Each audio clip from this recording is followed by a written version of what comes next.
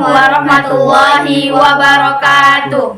Salam solusi. Solusi untuk berdiskusi. Perkenalkan, kami dari kelompok 2 yang beranggotakan saya Muhammad Khalid Lubis dan teman saya Elia Nandita dan Siti Khadijah Pardede. Weh, kalian tahu nggak? Apa itu?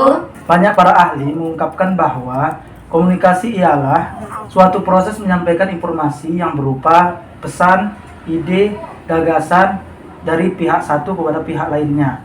Kemudian secara umum komunikasi itu dapat dilakukan secara lisan ataupun verbal, yang mana tergantung dan dapat mengerti oleh kedua belah pihak.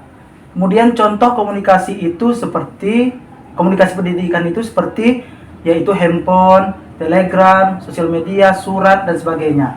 Kemudian pembelajaran juga merupakan proses komunikasi, yang mana pembelajaran adalah suatu proses yang membantu peserta didik agar dapat belajar dengan baik dan dapat menambah ilmu pengetahuan. Kemudian bentuk-bentuk komunikasi, yang mana antara subjek dengan pendidik, yaitu seperti di perkuliahan atau di kampus, mahasiswa dengan dosen, atau di sekolah, siswa dengan guru. Selanjutnya, ada tujuan dari komunikasi, pendidikan, dan pembelajaran ini. Nah, terutama komunikasi dalam pendidikan ini sangat penting di era milenial sekarang ini. Jadi, di sebuah lembaga pendidikan itu, khususnya dalam sebuah pembelajaran, tentu pendidik atau guru itu sebagai seseorang penyampai informasi dan siswa itu sebagai penerima informasi. Nah, jadi tentu komunikasi pendidikan ini sangat penting untuk tercapainya sebuah pendidikan. Jadi, biasanya pada suatu proses pembelajaran itu guru menyampaikan sebuah penjelasan atau pemahaman agar siswa tersebut dapat memahami isi materi tersebut. Nah, jadi kita ambil garis besarnya itu bahwa tujuan dari komunikasi pendidikan dan pembelajaran ini adalah untuk membentuk sebuah interaksi antara siswa dengan siswa lainnya, antara siswa dengan lingkungannya, dan antara siswa dengan sebuah organisasi. Nah, selanjutnya itu kalian tahu kalau misalnya di sebuah komunikasi pendidikan dan pembelajaran ini ada juga prinsip-prinsipnya. Yang pertama itu, yang sangat penting itu ada menyamakan persepsi. Kalian tahu persepsi itu apa? Tidak kan? Jadi persepsi itu menyamakan sebuah pendapat. Jadi antara pendapatku dengan pendapatmu gitu, pendapatmu. Jadi harus disamakan terlebih dahulu agar nanti sebuah komunikasinya berjalan dengan baik dan efektif. Lalu yang kedua itu ada mendengarkan dengan baik. Jadi di dalam komunikasi pembelajaran dan pendidikan ini tentu si siswa ini harus mendengarkan dengan baik penjelasan dari gurunya, baik itu penjelasan materi pembelajarannya ataupun ketika gurunya sedang menerangkan. Agar apa? Agar nanti siswa tersebut paham dan tidak bertanya lagi tentang materi pembelajaran yang telah dikerjakannya. Lalu yang terakhir itu ada memberikan respon dengan baik. Jadi ketika guru sedang menerangkan materi pembelajaran, siswa itu harus mendengarkan dengan baik tadi kan sebelumnya. Jadi sekarang itu memberikan respon dengan baik. Jadi tujuannya itu supaya nanti misalnya siswa ini setelah guru ini telah menyelesaikan penyampaian informasinya mengenai materi pembelajaran, jadi siswa itu harus meresponnya seperti apa? Ya seperti misalnya paham nggak dengan materi tersebut, dan jika tidak paham bisa langsung dibilangkan kepada gurunya kalau misalnya ya belum paham. Jadi si pendidik ini atau si guru ini bisa mengulang kembali materi pembelajarannya. Baik, selanjutnya itu ada faktor pendukung. Nah, dalam berkomunikasi itu ada namanya faktor pendukung. Nah, faktor pendukung dalam komunikasi yaitu media. Kenapa dikatakan media? Karena media bisa dijadikan sebagai faktor pendukung dalam komunikasi, kayak misalnya itu audio, kemudian video, TV, buku, papan tulis, dan lain sebagainya. Nah, kalau faktor pendukung ini bisa dirasakan keefektifannya ketika didukung oleh beberapa hal. Yang pertama ada penguasaan bahasa. Kenapa bahasa? Karena bahasa sebagai sarana dasar dalam komunikasi. Nah, baik itu komunikator ataupun audiens si penerima pesan harus menguasai bahasa, penggunaan bahasanya itu gitu dalam suatu proses komunikasi agar komunikasi itu dapat berjalan dengan baik, mudah dimengerti, kemudian sesuai responnya dengan apa yang kita harapkan. Kemudian yang kedua ada namanya sarana komunikasi. Nah, sarana komunikasi ini yaitu suatu alat pendukung gitu dalam komunikasi. Nah, jadi dengan adanya kemajuan ilmu pengetahuan dan teknologi itu menghadirkan berbagai macam alat komunikasi gitu kan.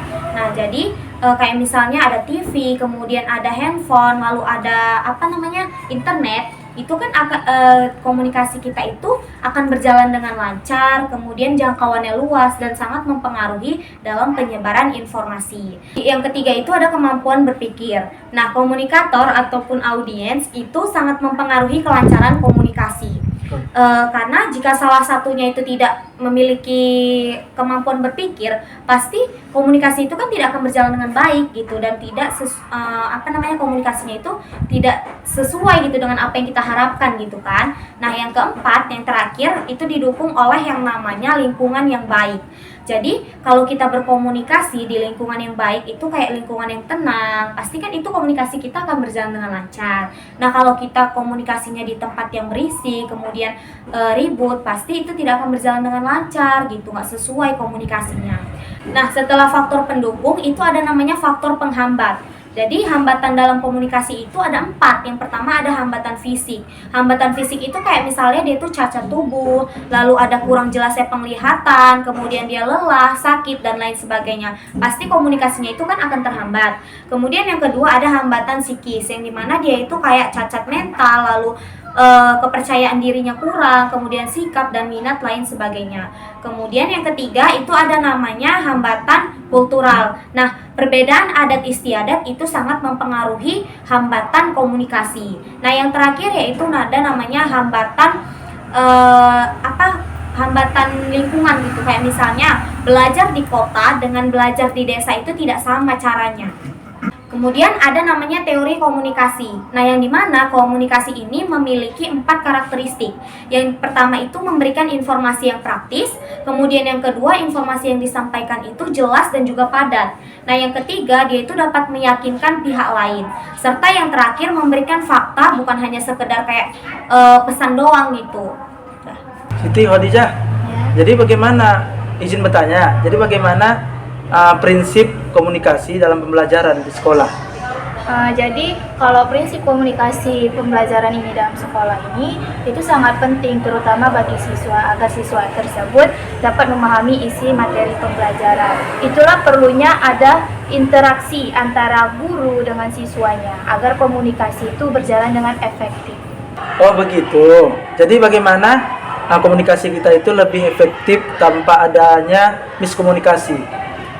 Kalau misalnya biar efektif komunikasi kita itu bisa didukung dengan faktor pendukung itu, kayak misalnya penggunaan bahasa. Jadi karena bahasa sebagai dasar komunikasi, makanya kita itu harus bisa menggunakan bahasa yang mudah dipahami dan juga mudah dimengerti. Nah, antara misalnya nih kayak saya sebagai komunikator ataupun Saudara Khalid sebagai audiens, nah makanya kita itu harus bisa menyesuaikan bahasa kita gitu. Nah, ketika bahasa kita sudah disesuaikan, maka itu akan dapat lebih dimengerti. Nah, respon antara kita dua pun juga bisa sesuai dengan apa yang kita harapkan. Selain bahasa, kemudian ada lingkungan yang baik. Nah, kalau kita bicara di tempat ramai, itu komunikasinya tidak akan efektif. Tapi kalau kita berada di tempat yang tenang, tanpa ada suara, walaupun ada suara tapi tidak terlalu ribut, maka itu akan membuat komunikasi kita itu menjadi lebih efektif gitu, berjalan dengan lancar. Seperti itu sih. Nah, jadi tadi kan kalau misalnya faktor pendukungnya itu kan adanya media pembelajaran gitu kan untuk melancarkan komunikasi kan. Jadi kalau bahwasanya tadi kan Khalid mengatakan ada bentuk-bentuk komunikasi kan dalam sebuah pendidikan. Jadi ada beberapa itu ya kalau nggak salah. Jadi bagaimana di antara bentuk-bentuk komunikasi itu yang paling efektif untuk digunakan dalam proses pendidikan ataupun pada proses pembelajaran inilah gimana? Oh, menurut saya komunikasi yang efektif itu lebih baik yaitu secara lisan ataupun tulisan, karena lebih paham antara pihak satu dan pihak yang lainnya. Oh, mungkin lebih kayak ke tatap muka lah ya, lisan antara misalnya kayak ya udah antara kita ada komunikator ataupun audiens. Kedua belah pihak. Ya udah habis. Mungkin maksud si Holid itu gini, kalau misalnya lisan ataupun tatap muka, kita itu kan bisa kayak nyambung gitu, penggunaan bahasanya nyambung. Nah, kalau seandainya kita kayak menggunakan sarana komunikasi di faktor pendukung tadi, itu kan ada sarana komunikasi kayak misalnya handphone gitu atau internet. Mungkin itu sebenarnya efektif, cuman karena kan jangkauannya lebih luas. Cuman kalau misalnya untuk ngobrol yang lebih serius, mungkin dia tidak akan efektif, tidak akan berjalan dengan baik gitu kan, karena kayak kita nggak bisa nih lebih leluasa gitu, kurang leluasa gitulah, seperti itu. Jadi kesimpulan untuk tema kita pada diskusi hari ini yaitu komunikasi itu merupakan suatu proses penyampaian informasi yang berupa pesan, ide, gagasan dari pihak satu kepada pihak lainnya. Dan secara umum komunikasi itu dapat dilakukan secara lisan ataupun verbal dan dapat dimengerti oleh kedua belah pihak. Oh, kalau mau nambahin dikit, kalau tujuan dari komunikasi pendidikan dan pembelajaran itu untuk membangun interaksi antara siswa dengan lingkungannya, antara siswa dengan organisasinya. Jadi prinsip dalam komunikasi pendidikan ini diantaranya itu ada yang pertama itu membangun relasi dengan baik, yang kedua itu menyamakan persepsi agar tidak terjadinya miskomunikasi. Nah, selain itu yang bisa kita ambil dari kesimpulan ini tuh dia itu faktor pendukung gitu. Faktor pendukung itu kan ada media. Kenapa bisa media? Karena kan bisa dijadikan sebagai faktor pendukung dalam komunikasi, kayak misalnya audio, video, televisi, papan tulis, buku, dan lain sebagainya. Nah, faktor pendukung ini juga didukung oleh beberapa hal. Yang pertama itu dia itu penggunaan bahasa, kemudian yang kedua itu ada namanya sarana komunikasi, lalu yang ketiga ada namanya kemampuan berpikir, dan yang keempat itu lingkungan yang baik. Nah, selain faktor pendukung pasti kan ada hambatan. Makanya faktor hambatannya itu dia itu ada hambatan fisik kayak cacat, kemudian hambatan psikologis kayak misalnya cacat mental, kalau misalnya kayak kurang percaya diri. Nah, kemudian ada hambatan kultural, perbedaan adat istiadat. Lalu yang terakhir itu ada namanya hambatan lingkungan, yang dimana belajar di kota berbeda dengan belajar di desa gitu, nggak sama. Salam solusi. Sampai ketemu kembali. Wassalamualaikum warahmatullahi wabarakatuh.